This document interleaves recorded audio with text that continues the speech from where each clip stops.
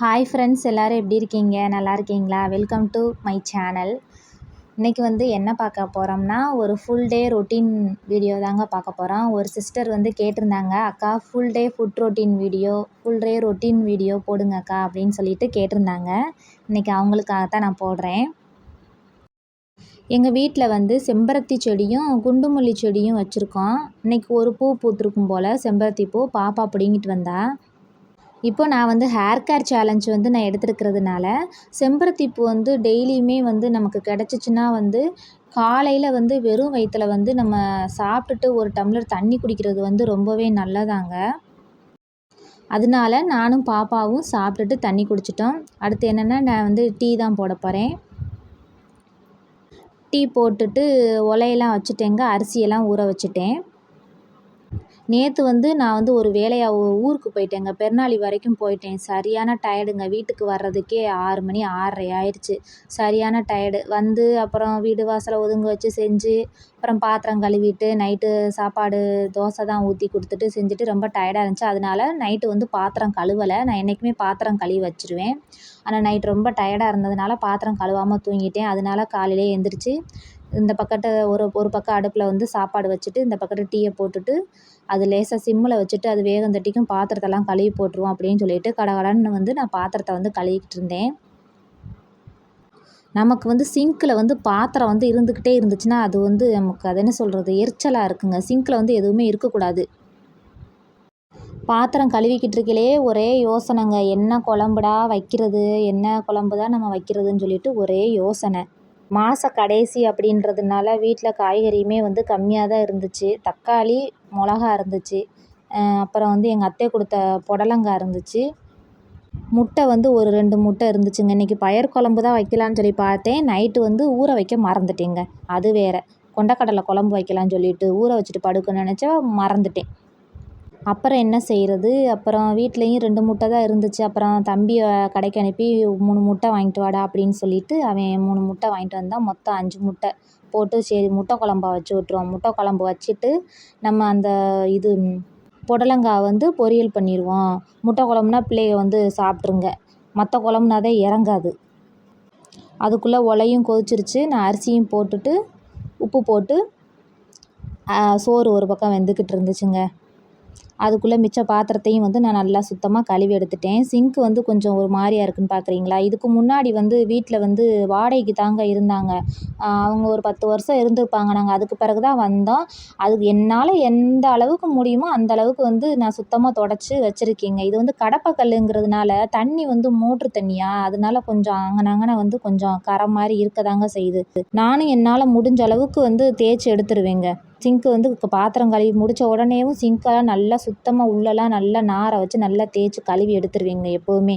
எனக்கு கொஞ்சம் இதாக இருந்தால் எனக்கு பிடிக்கவே பிடிக்காது. பாத்ரூமுமே அப்படித்தான். பாத்ரூமும் நமக்கு நீட்டாக இருக்கணும். இப்போ நான் குழம்பு வைக்கிறதுக்கு வெங்காயம், தக்காளி இதெல்லாம் அறுத்துட்ருக்கேன்.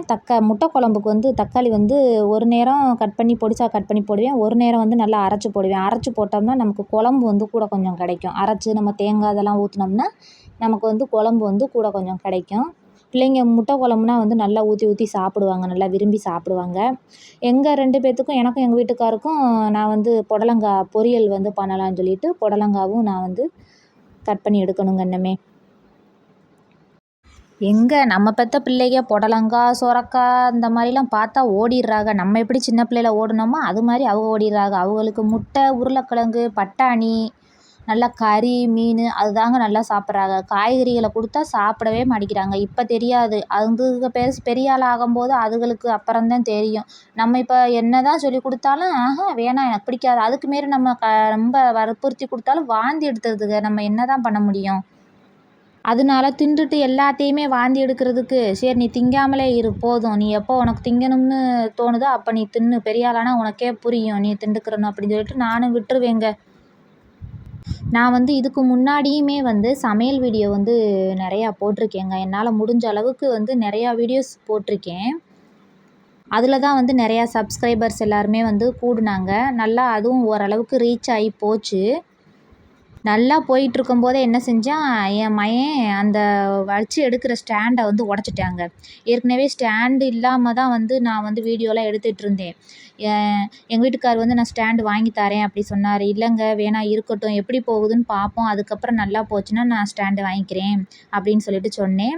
அப்புறம் ஒரு 1000 பேர் சப்ஸ்கிரைபர் வந்துட்டாங்க. சரி 1000 பேர் வந்துட்டாங்கல்ல, நான் உனக்கு ஸ்டாண்டு வாங்கி தரேன்னு சொல்லிட்டு வாங்கி தந்தாங்க. நானும் நல்லா நிறையா வீடியோ போட்டுக்கிட்டே இருந்தேங்கல்ல, நல்லா அந்த இடைவிடாமல் போடுவாங்கன்னு சொல்லி பார்த்தீங்களா, அந்த மாதிரி நல்லா போட்டுக்கிட்டே இருந்தேன். நல்லா போச்சுங்க.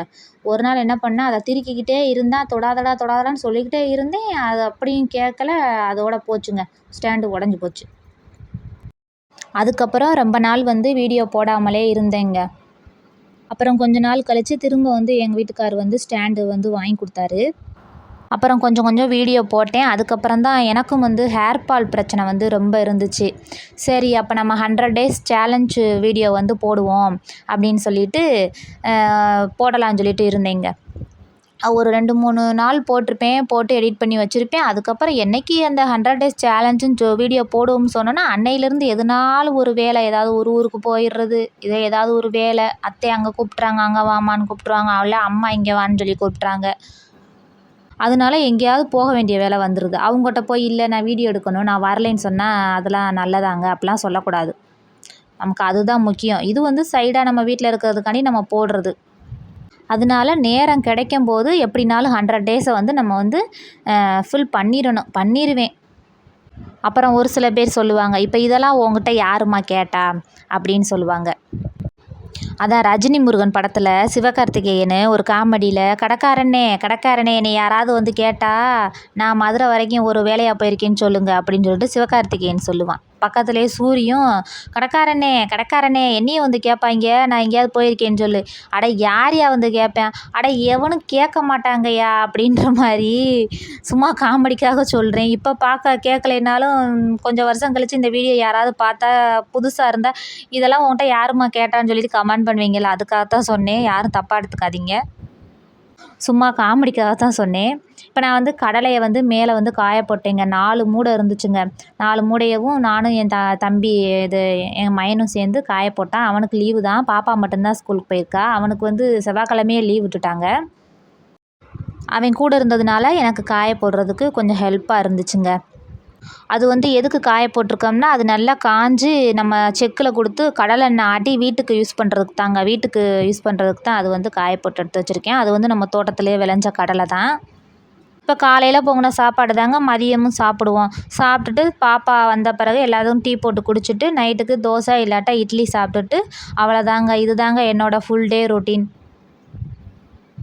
இந்த வீடியோ உங்களுக்கு பிடிச்சிருக்கா? இந்த வீடியோ இப்போ தான் ஃபஸ்ட் டைம் வந்து பார்க்குறீங்கன்னா இந்த வீடியோவுக்கு லைக் பண்ணுங்கள். நம்ம சேனலை வந்து சப்ஸ்கிரைப் பண்ணி வச்சுக்கோங்க. நம்மளையும் கொஞ்சம் கஷ்டப்படுறவங்களுக்கும் கொஞ்சம் சப்போர்ட் பண்ணுங்கள். இப்போ இந்த ரொட்டீன் வீடியோவுமே வந்து ஒரு சிஸ்டர் வந்து கேட்டிருந்தாங்க. அவங்களுக்காகத்தான் வந்து நான் மெயினாக வந்து போட்டிருக்கேன். பிடிச்சிருக்கான்னு சொல்லுங்கள். பாய்ங்க.